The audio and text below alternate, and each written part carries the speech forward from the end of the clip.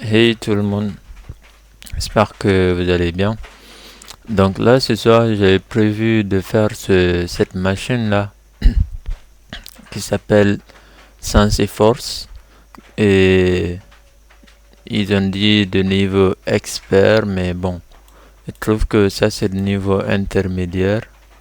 Juste ce qui est un peu compliqué c'était de trouver le CV qui était lié à la machine et donc là je viens juste de faire cette machine et puis je vais démarrer la machine. Je vais faire Restart Targets. C'est une machine sur EcoCTF. Elle a 17 solves. Comme vous voyez ici, 17 headshots. Donc je vais démarrer mon OpenVPN. Sudo OpenVPN EcoCTF. Ok. Donc là, comme vous voyez, je vais j'ai déjà fait du scan et puis j'ai trouvé les ports qui étaient ouverts, le port 80-80 et puis 65-56. Donc je vais accéder au port 80-80. Donc j'avais constaté que il y avait un service qui était ouvert, qui était un service open source, qui est le ScanServe.js.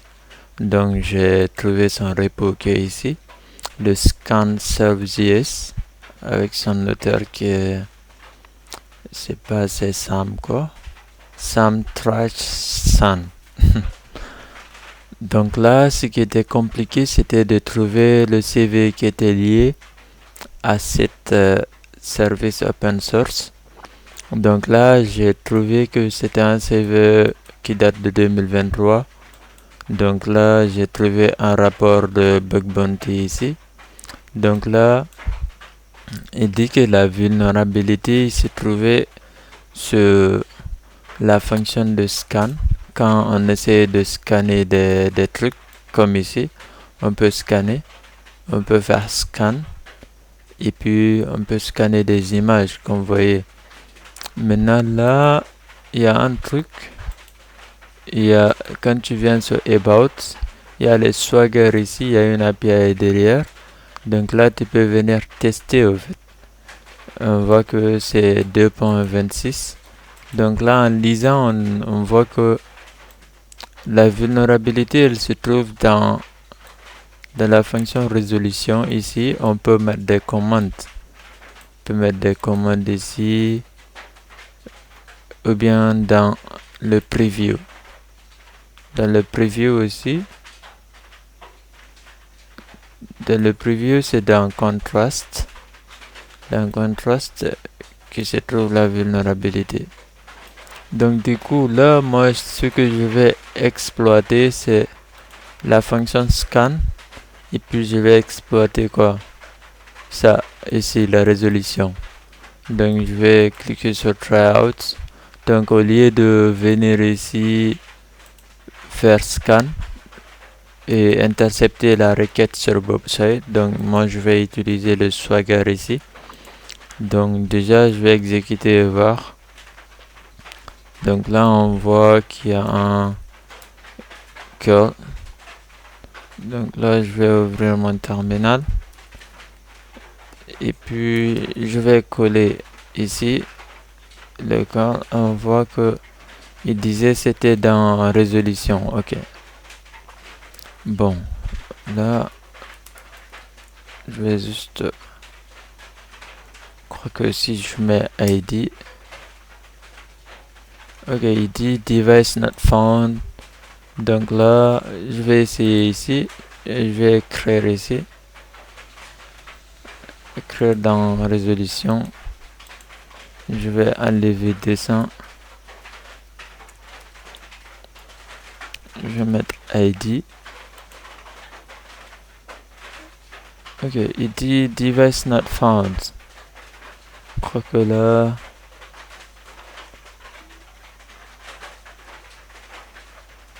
Ok, attends, je vais relire.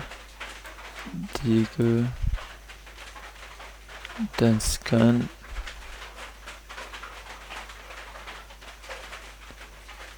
Ok. Eh bien, ce qu'on pouvait faire, on pouvait directement copier ça, cette commande curl là. Mais bon, attendez, ce que je vais faire est que je vais intercepter le trafic ici. Ce que je vais essayer de faire, je vais scanner. Je vais faire du scan ici. En interceptant, je vais scanner. Me dit unexpected error.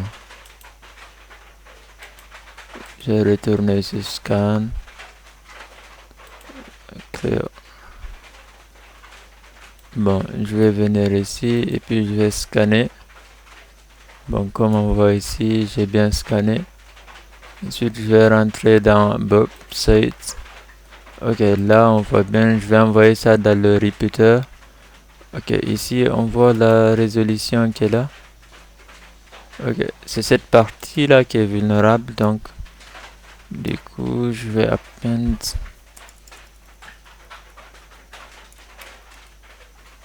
Ici, je vais mettre ID avec les deux. Ok, on voit bien que ça a fonctionné ici. Je vais mettre 4 etc slash pass wd. Ensuite, je vais voir. Ok, on voit bien que ça a fonctionné. Maintenant, là, je vais essayer d'avoir un reverse shell. Ok, je vais utiliser Penelope. Python 3 Penelope. Ok, on dit que le port N337. Ok, je vais mettre N338. Puis je vais lister les payloads. Ensuite, je vais prendre celui-ci. Je vais le copier. Ensuite, je vais venir dans mon Bob Sites. Je vais coller ici.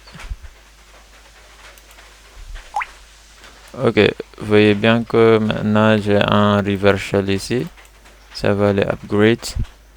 Ok, là on vient d'exploiter la RCE qui était ici.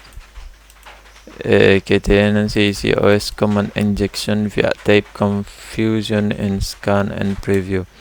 Ok, donc là ce qu'on va faire, c'est qu'on doit maintenant router la machine. Je vais mettre un sudo -l. Ok, on me dit que le user etcctf, il peut lancer ses commandes dans SensiForce all sans le mot de passe sur cet outil là qui est Perforce. Donc là, je vais essayer de lancer sudo et voir. Ah, ok. Ok, on voit bien que là, on dit command failed p4 edits. Ok, ce p4 là, c'est quoi? Je vais lancer un string sur l'outil en question. Ok, on voit que l'outil utilise du Node.js. Il définit ici une variable p4. Je sais pas, c'est un outil. Ok, ok, ça normalement c'est un outil comme les autres qui est curl ou bien autre, mais là il essaye de faire p4 et puis il essaye de mettre des commandes. Maintenant, ce qui dit qu'il n'a pas trouvé la commande p4 edit output, parce que normalement il fait p4 edit output.css. Maintenant, on n'a pas la commande p4. Maintenant là, ce qu'on va faire pour exploiter ça, on va faire du path manipulation. cdtmp.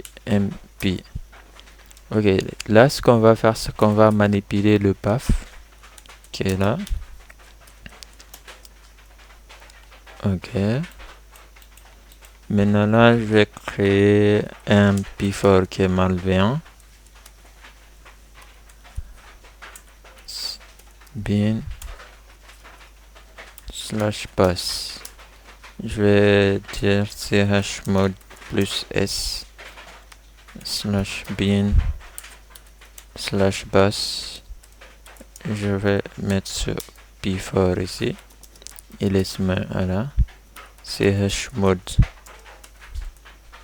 Je vais lui donner les privilèges d'exécution.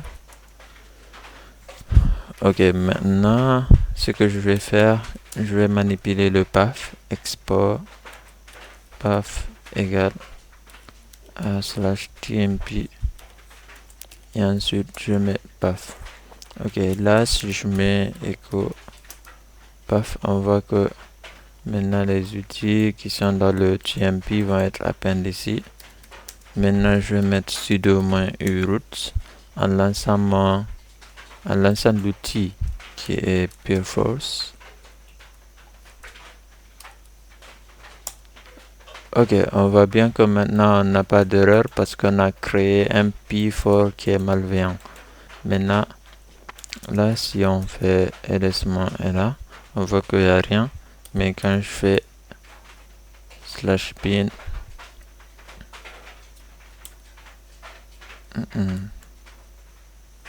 /bin/bash -p, on voit que là on vient d'avoir le root parce que notre p4 on lui a donné des privilèges pour éditer le /bin/bash et puis lui donner les privilèges root.